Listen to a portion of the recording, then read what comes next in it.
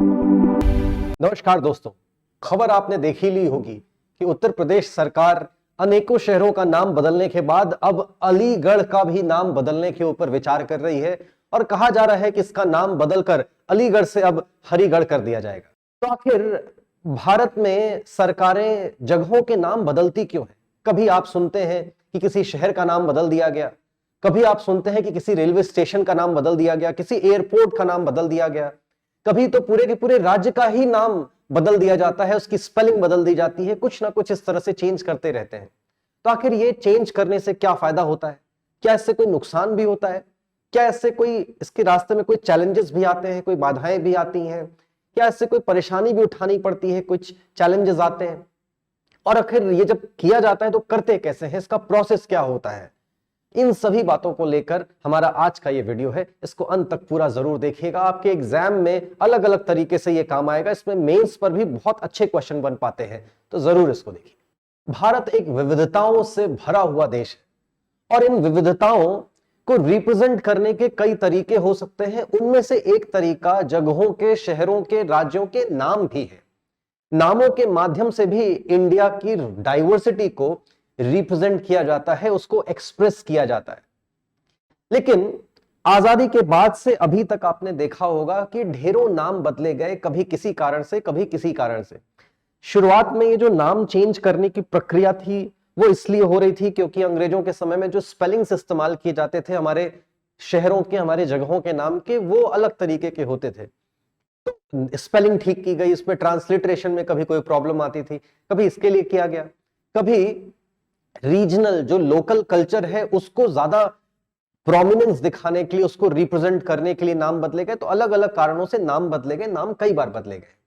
इसके अगर प्रोसेस के बारे में बात करें तो ये बहुत ही कॉम्प्लेक्स प्रोसेस है। कई सारे लोगों से इसमें सलाह करनी पड़ती है, कई सारे लोगों का अप्रूवल लेना पड़ता है। इसमें से अगर बात करें तो आप स्टेट गवर्नमेंट, सेंट्रल गवर्नमेंट के कई सारे मंत्रालय, जैसे कि ministry of home affairs, ministry of foreign affairs, ministry of railway, ministry of defence, तमाम सारे डिपार्टमेंट से, मिनिस्ट्री से अप्रूवल लेनी पड़ती है। तो प्रोसेस अपने आप में बहुत कॉम्प्लेक्स है। उसके बावजूद देखेंगे आप, इतने सारे अब तक नाम बदले गए हैं। कुछ उदाहरण हम लोग देखें तो इलाहाबाद का नाम बदल करके प्रयागराज किया गया अभी हाल फिलहाल। इलाहाबाद, इसके पहले कहा जाता है कि इसका नाम प्रयाग ही था। जब एम्परर अकबर, मुगल एम्परर अकबर एक बार उस शहर में पहुंचे तो वहां पर उन्होंने महसूस किया, उनको फील हुआ ईश्वर की प्रेजेंस का। तो वो उन्होंने एक नया एक मजहब की शुरुआत की थी, कहते हैं दीन इलाही। तो उसी के नाम पर वो ईश्वर को शायद अल्लाह नाम से, इलाहा नाम से वो पुकारते होंगे। तो उन्होंने शहर का नाम, जहां पर उनको ईश्वर का अनुभव हुआ, उस शहर का नाम उन्होंने बदलकर इलाहाबाद कर दिया, मतलब लैंड ऑफ गॉड। और बाद में आगे चलकर जो वहां पर एक बहुत ही महत्वपूर्ण घटना होती है, और वो क्या होती है कि कहते हैं कि वहां पर 3 नदियों का संगम होता है। वहां पर गंगा, यमुना और एक माइथोलॉजिकल रिवर सरस्वती का संगम होता है। तो इस महत्वपूर्ण इवेंट को दिखाते हुए जो नाम निकल कर आता है वो है प्रयागराज, तीर्थराज। और ये सनातन परंपरा के मानने वाले लोगों के लिए एक बहुत ही महत्वपूर्ण तीर्थ स्थान है। तो ऐसे लाखों करोड़ों की संख्या में जो सनातनी परंपरा के लोग हैं, जो इन कल्चर में बिलीव करते हैं, उनकी आस्था का सम्मान करते हुए इसका नाम फिर से प्रयागराज कर दिया गया। इसी प्रकार से आप फैजाबाद के बारे में जानते हैं। फैजाबाद शहर का नाम बदल करके अयोध्या कर दिया गया, क्योंकि कहा जाता है कि भगवान श्री राम का जन्म अयोध्या में हुआ था। और अयोध्या नगरी का वर्णन कई सारी ऐतिहासिक पुस्तकों में, वाल्मीकि रामायण में, तुलसीकृत श्री रामचरितमानस में और अनेकों ग्रंथों में मिलता है। तो उस शहर का नाम फिर से बदल करके अयोध्या कर दिया गया।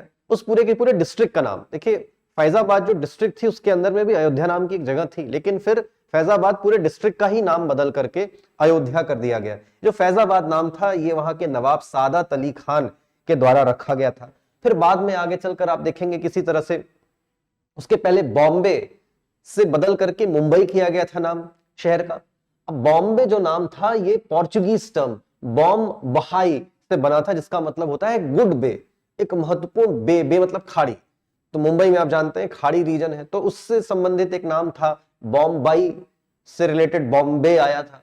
बाद में उसको बदल करके मुंबई कर दिया गया, क्योंकि वहां पर उनकी एक लोकल डियाइटी है, एक देवी है जिनको वो लोग मुंबा देवी बोलते हैं। तो मुंबा देवी के नाम पर मुंबई है, और ये मराठी भाषा, मराठी कल्चर को भी ज्यादा बेहतर तरीके से रिप्रेजेंट करता है। इसी तरीके से हम लोग बात करें तो कैलकाटा, जो कि अंग्रेज बोला करते थे, एक्चुअली अंग्रेजों ने जब इस शहर की स्थापना की तो वहां पर 3 गांव थे। उन 3 में से एक गांव हुआ करता था जिसको कालीकाता बोलते थे। तो कालीकाता से नाम उन्होंने कैलकाटा किया था। और फिर आजादी के बाद जो कालीकाता शहर जो गांव था, इसका अगर हम लोग बंगाली प्रोनाउंसिएशन देखें तो बंगाली प्रोनाउंसिएशन में ओ की प्रधानता होती है, तो ये लोग कोलकाता उसको बोलते हैं। इसीलिए इसका नाम बदल करके, जो कि बंगाली कल्चर को ज्यादा बेहतर तरीके से रिप्रेजेंट करता था, तो कोलकाता कर दिया गया। इसी प्रकार से आप देखेंगे कि चेन्नई का नाम पहले जो मैड्रास था उससे बदल करके चेन्नई किया गया। तो तमाम सारे नाम बदले गए हैं। अगर हम लोग इसके कॉन्स्टिट्यूशनल प्रोविजंस की बात करें कि आखिर ये नाम बदला जाता ही कैसे है, तो सबसे पहली चीज देखिए, हम लोग स्टेट्स के नाम को बदलने के बारे में बात करते हैं कि कॉन्स्टिट्यूशन में इसके लिए एक प्रोविजन दिया गया है, आर्टिकल 3।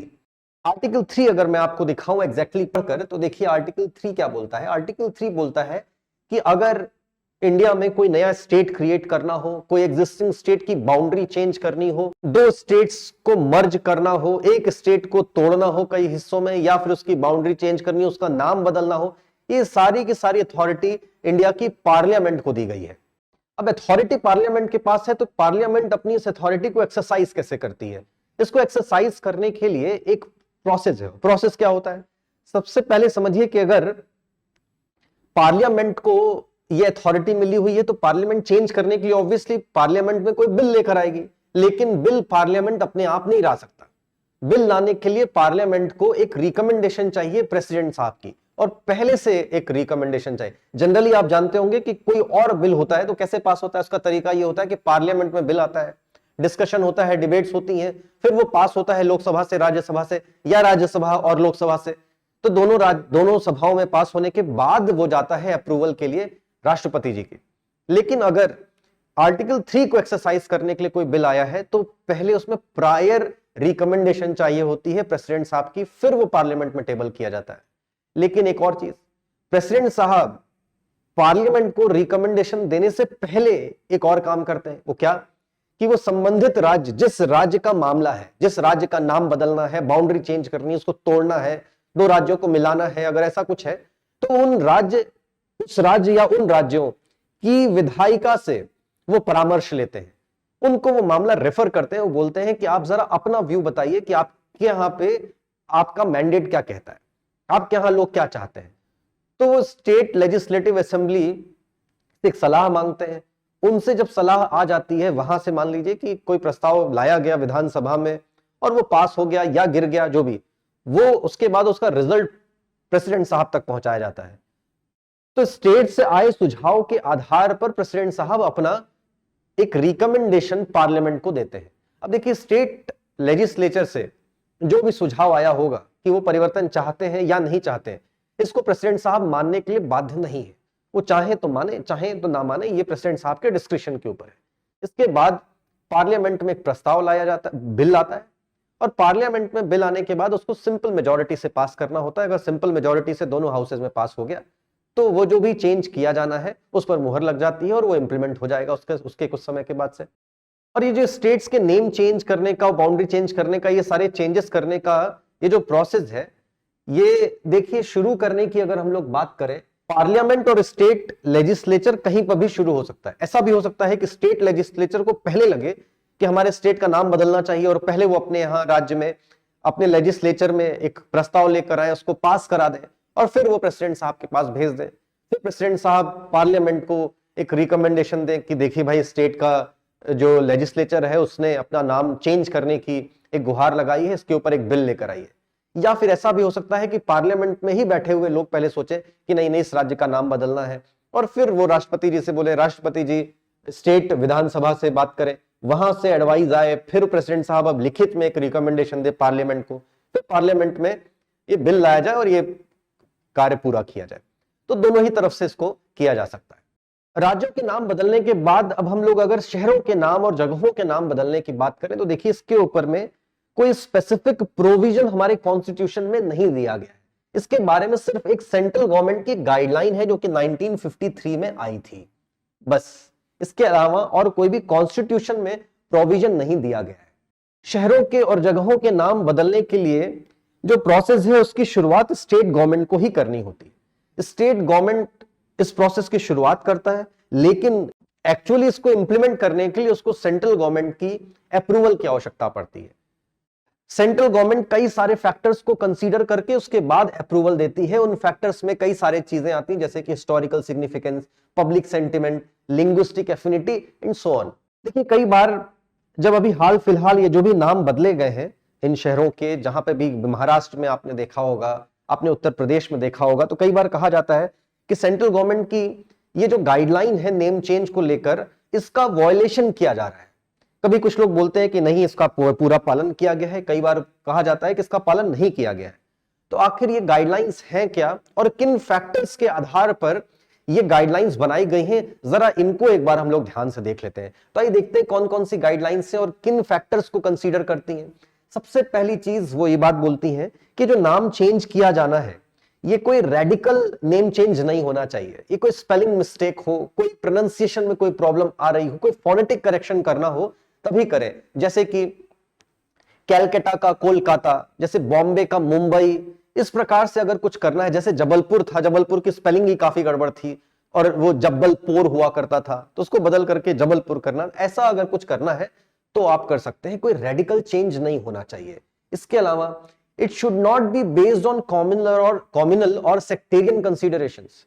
नाम को बदलने के पहले कोई कॉम्युनल या सेक्टेरियन कंसीडरेशंस नहीं किया जाना चाहिए, बल्कि किस आधार पर होना चाहिए? कॉमन यूसेज और पब्लिक या पॉपुलर विल के आधार पर। तो अब देखिए, कई बार आपने देखा होगा कि कुछ जगहों पर कोई कॉम्युनल एंगल जुड़ा हुआ है, लेकिन उस कॉम्युनल एंगल को जस्टिफाई आज की सरकारें कैसे करती हैं? वो बोलती हैं कि इसमें एक और चीज लिखी हुई है, पॉपुलर विल, और यहां की मेजॉरिटी जनता का विल था कि ये नाम बदल करके ये नाम किया जाए, इसलिए हम लोगों ने किया। तो अब देखिए, ये जो गाइडलाइन है सेंट्रल गवर्नमेंट की, इसमें लिखे हुए शब्द ही कंफ्यूजन पैदा करते हैं, जिसके कारण से कि इसका मिसयूज भी हो रहा है आज के समय में। इसके अलावा एक और चीज बताई गई गाइडलाइन में, वो ये कि जो भी नाम बदला जाए, इसके कारण से जो रेलवेज है, जो दूसरी सर्विसेज है, पोस्टल सर्विसेज है, इनको किसी प्रकार की कोई कंफ्यूजन ना हो, कोई इनकन्वीनियंस ना हो। अगर मान लीजिए कि कोई आप पहले पोस्ट भेजते थे और इस शहर के नाम पर वो आसानी से पहुंच जाती थी, अभी आपने कोई ऐसी स्पेलिंग बदल दी जो कि किसी दूसरे शहर के साथ में कंफ्यूजन क्रिएट हो रही है, तो फिर इसमें प्रॉब्लम आ सकती है। इसलिए इन चीजों को भी ध्यान में रख के तभी नाम चेंज किया जाता है। तो एक तो ये बात बताई गई। इसके अलावा एक और चीज कही गई कि अगर आप कोई नाम रख रहे हैं तो ऐसा नाम मत रखिए कि इससे किसी दूसरे राज्य और दूसरे या फिर यूनियन टेरिटरी के इंटरेस्ट एडवर्सली इंपैक्ट हो, नकारात्मक ढंग से प्रभावित हो, ऐसा भी नहीं होना चाहिए। ये तो बात हुई कि फैक्टर्स कौन कौन से सेंट्रल गवर्नमेंट कंसीडर करती है नाम चेंज करने के पहले। लेकिन एक और बात आती है इसमें कि आखिर नेम चेंज करना ही क्यों है? ये जो अक्सर हम लोग नाम चेंज करने की बातें करते रहते हैं, क्या हमारे पास में और कोई बड़ा दूसरा सीरियस मुद्दा नहीं है करने के लिए? पुराने नाम को बदल करके नया नाम कर देंगे, इसी से कोई बड़ा कल्याण हो जाएगा? आखिर क्या करना नाम चेंज करके? इसके पीछे रेशनल क्या है? इसके पीछे लॉजिक क्या है? क्या तर्क है? क्यों नाम बदलना है? तो क्या तर्क है, आइए एक एक करके देखते हैं। सबसे पहला जो तर्क है वो ये है कि अगर कोई एंग्लिसाइज्ड या डिस्टॉर्टेड स्पेलिंग इस्तेमाल की जा रही है तो उसको बदलें। जैसा कि मैंने आपको एग्जांपल अभी जबलपुर का दिया, यही देखिए एग्जांपल कि जबलपुर का जो स्पेलिंग थी वो देखिए किस तरीके की थी। जबलपुर की स्पेलिंग हुआ करती थी जुब्बुल पोरे करके, तो 1947 में इसको बदला गया। फिर अंग्रेज, आप जानते हैं कि कानपुर को किस तरह से बोलते थे? खानपुर, ऐसा कुछ बोलते थे। तो खानपुर अगर वो बोलते थे तो खानपुर उनकी स्पेलिंग भी थी। तो आप देखिए CAWNPORE, मतलब अब भारत के लोगों के लिए जिस प्रकार से हम इंग्लिश बोलते हैं, जिस प्रकार से हमारा प्रोनाउंसिएशन, हमारे लिए तो ये बड़ी बेतुकी स्पेलिंग लग रही है। कौन फोरे हमको लग रहा होगा, लेकिन अंग्रेज ऐसे लगते थे। तो हम लोगों को इंडिया का जो एक्सेंट है, इंडिया का जो फोनेटिक्स है, इंडिया का जो प्रोनाउंसिएशन है, उसको ध्यान में रखते हुए हमको स्पेलिंग रखनी थी, जैसे कि आखिर कोई कंफ्यूजन ना क्रिएट हो। तो हम लोगों ने स्पेलिंग सिंपल कर दी, उसको KANPUR कानपुर कर दी। इसी तरीके से वडोदरा, वडोदरा को वो लोग बोला करते थे बड़ौदा, वडोदरा ठीक से नहीं बोल पाते थे तो बड़ौदा कर दिया, तो हम लोगों ने बदल करके वापस से वडोदरा कर दिया। इसी तरीके से वो तिरुवनंतपुरम को त्रिवेंद्रम बोला करते थे, तो हम लोगों ने उसको भी बदल करके तिरुवनंतपुरम वापस से किया 1991 में। ये सारे जो चेंजेस हम लोगों ने किए, ये बेसिकली इसलिए किए जिससे कि हम लोग जो नेटिव प्रोनाउंसिएशन है और जो उनका नेटिव मीनिंग है नाम का, उसको रिस्टोर किया जा सके, जिससे कि ऐसा ना हो कि कोई मीनिंगलेस नाम निकल कर आए, उसका कोई मतलब ही नहीं निकल रहा, तो ये सारी चीजें ना हो। इसके अलावा जो दूसरा कारण है कि क्यों नाम बदलते हैं, वो है लिंग्विस्टिक और कल्चरल आइडेंटिटी को बनाए रखने के लिए। फॉर एग्जाम्पल देखिए, उदाहरण के नाम तौर पर देखिए, मद्रास स्टेट की अगर बात करें, मद्रास स्टेट का नाम 1969 में बदल करके तमिलनाडु किया गया, इस बात को दिखाने के लिए कि जो क्षेत्र है, जो नया राज्य बना है, यहां पर तमिल भाषा बोलने वाले लोगों की अधिकता है, मेजॉरिटी है। यहां पर जो बहुसंख्यक हैं वो लोग तमिल बोलते हैं, और ये तमिल लैंड है, यहां पर तमिल कल्चर प्रोमिनेंट है। तमिल कल्चर के प्रीडोमिनेंस को दिखाने के लिए इसका नाम बदल करके तमिलनाडु किया गया, मतलब the land of Tamilian people, land of Tamil, तो तमिलनाडु उसका नाम किया गया। इसी तरीके से मैसूर स्टेट जो पहले हुआ करता था, इसका नाम बदल करके 1973 में कर्नाटका किया गया, इस बात को दिखाने के लिए यहां पर कन्नड़ बोलने वाले लोगों की बहुतायत है, यहां पर कन्नड़ बोलने वाले लोग रहते हैं। इसी प्रकार से नाम और लोकल लैंग्वेजेस में नाम करने के लिए, जैसे अभी हम लोगों ने पहले देखा, बॉम्बे का मुंबई, मैड्रास का चेन्नई, कैलकाटा का कोलकाता, ये सब किया गया। इसके अलावा एक और बहुत ही महत्वपूर्ण कारण है कि क्यों नाम बदलते हैं, वो ये होता है कि कई बार कोई बहुत ही महत्वपूर्ण पॉलिटिकल या हिस्टोरिकल फिगर रहे हैं, उनको हम लोग सम्मान देना चाहते हैं। कोई बहुत ही महत्वपूर्ण घटना हुई है, उसको सम्मान करना है आपको। उसको सम्मान देने का एक तरीका यह भी होता है कि हम जगहों के नाम रख दें, जैसे कि बार बार लोग उनका नाम लें और कभी भूले नहीं। हमारे मस्तिष्क पटल पर, हमारी याददाश्त में वो नाम हमेशा हमेशा के लिए बस जाए। तो उनकी जीवंतता को बनाए रखने के लिए, उसकी सततता के लिए यह किया जाता है।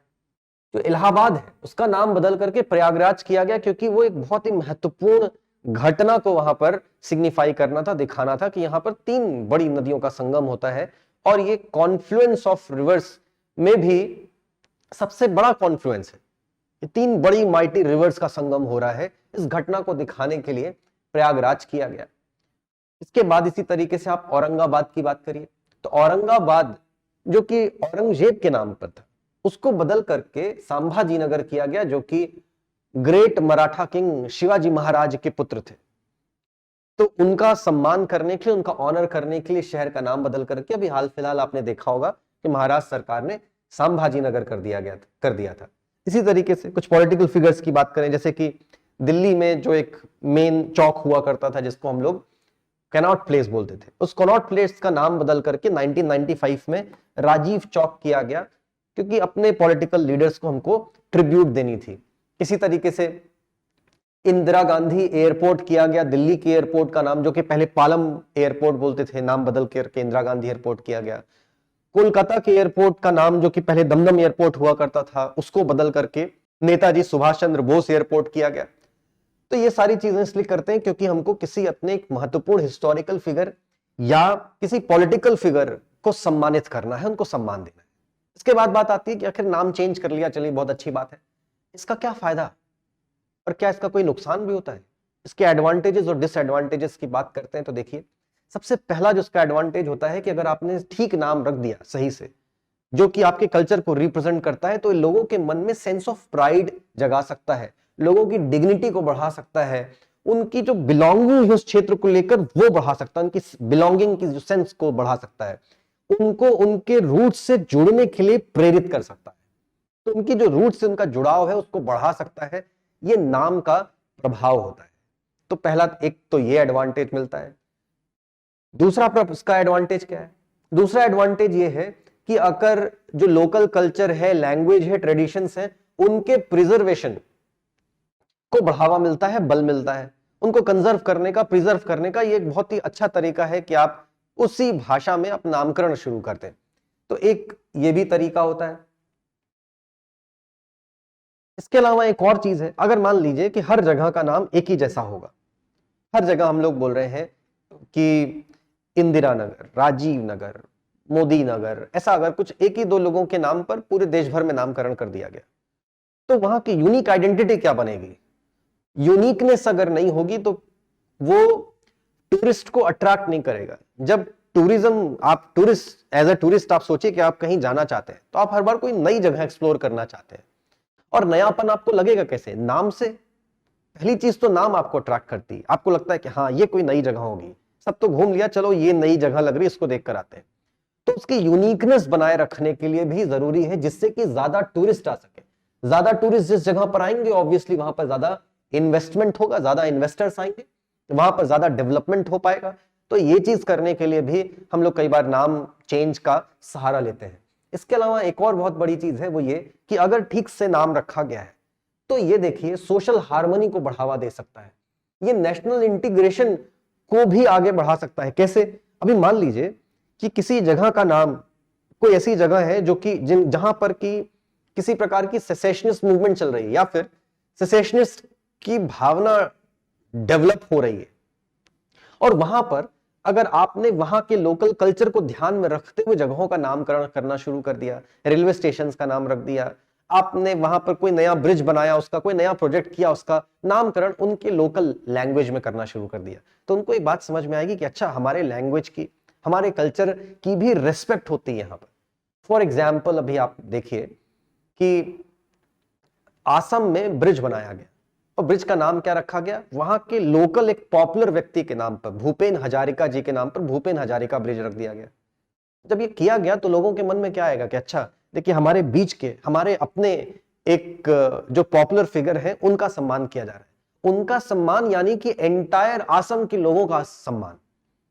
तो लोग वहां पर क्या होगा कि उनको लगेगा कि हमारे लोगों का सम्मान हो रहा है, हमारा सम्मान हो रहा है, इससे नेशनल इंटीग्रिटी बढ़ती है, इससे एकता की भावना आती है, अखंडता की भावना जन्म लेती है। क्या इस प्रकार से नाम को बदलने से कोई डिसएडवांटेज भी होता है? क्या कोई नुकसान भी होता है? हाँ बिल्कुल नुकसान होता है। पहली चीज तो ये कि अगर नाम ठीक से नहीं चेंज किया गया है, कोई किसी दूसरे शहर से नाम मिलता जुलता हो गया है, तो कंफ्यूजन क्रिएट कर सकता है। फिर एक और चीज, कई लंबे समय तक लोग अभी भी पुराना नाम जान रहे हैं, वो चिट्ठी भेज रहे हैं पुराने नाम से और शहर का नाम बदल चुका है, वो ठीक से पहुंचेगी नहीं पहुंचेगी, सारी सर्विसेज ठीक से डिलीवर हो पाएंगी या नहीं हो पाएंगी, इसमें बड़ी प्रॉब्लम रहती है। तो एक इनकन्वीनियंस हो सकती है, कंफ्यूजन हो सकता है और कॉस्ट भी ज्यादा हो सकती है। कितने सारे सोचिए डॉक्यूमेंट्स चेंज करने होते हैं, नए मैप्स बनाने पड़ेंगे, नए रिकॉर्ड्स तैयार करने पड़ेंगे, तो इसमें बड़ा हैजल होता है, ये एक बड़ा डिसएडवांटेज है। इसके अलावा दूसरे डिसएडवांटेज की बात करें तो इससे रिसेंटमेंट भी आ सकता है। अब मान लीजिए कि वहां पर रहने वाली एक कम्युनिटी है जो चाहती थी कि नाम बदल जाए, लेकिन दूसरी कम्युनिटी जो कि पुराने नाम से अपने आप को एसोसिएट करती है, और अब नाम बदलने के कारण उनके मन में कोई रिसेंटमेंट आ गया, उनको लगा रे हमारी भावना का तो सम्मान नहीं किया गया, उस कम्युनिटी के लोगों का सम्मान, उनकी भावना का सम्मान करने के लिए नाम बदल दिया गया और हमारी भावना का क्या? तो ऐसे उनके बीच में एक रिसेंटमेंट आ सकती है, ऑपोजिशन हो सकता है, कॉन्फ्लिक्ट बढ़ सकती है, और जिनकी भावना का सम्मान नहीं किया गया, जिनको ऐसा लग रहा होगा, उनके मन में एक एलिनिएशन की भावना भी जन्म ले सकती है, वो ऑफेंड हो सकते हैं, ये भी एक बात आती है। इसके अलावा ये कई बार हिस्टोरिकल कॉन्टिन्यूटी को अंडरमाइन भी कर सकता है।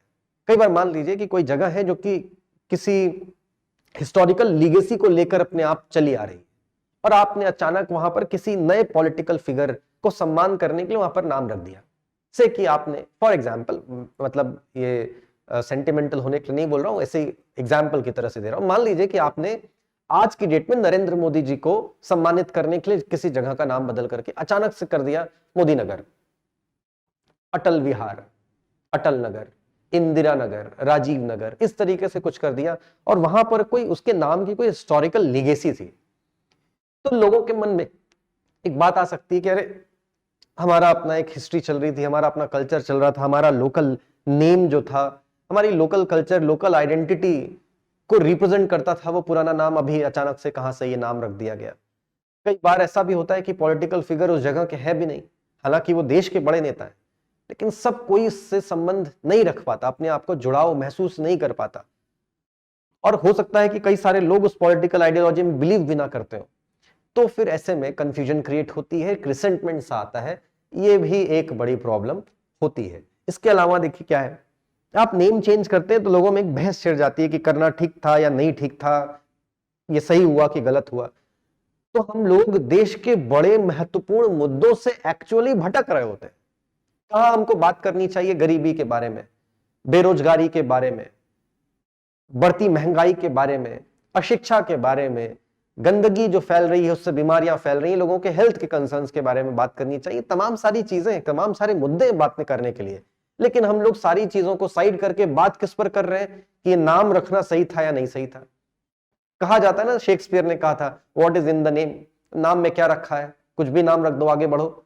लेकिन नहीं, सारा का सारा मुद्दा डाइवर्ट होकर के नाम पर चला आता है। जब हम लोग जगहों के और शहरों के नाम बदलते हैं तो इसके रास्ते में, इस प्रोसेस में कई सारी बाधाएं भी आती हैं, कुछ चुनौतियां आती हैं। तो कौन कौन से ऐसे चैलेंजेस हैं उनके बारे में भी देखते हैं। सबसे पहला जो चैलेंज आता है वो तो आता है लीगल चैलेंज। लीगल चैलेंज क्या कि इसमें एक बहुत लंबा चौड़ा प्रोसेस इन्वॉल्व है। इसमें स्टेट गवर्नमेंट इन्वॉल्व है, सेंट्रल गवर्नमेंट इन्वॉल्व है, सेंट्रल गवर्नमेंट कितनी सारी मिनिस्ट्रीज इन्वॉल्व है, प्रेसिडेंट साहब इन्वॉल्व है। तो इतने सारे लोग, इतना सारा प्रोसेस, ये सब होने में एक बहुत लंबा समय लग सकता है।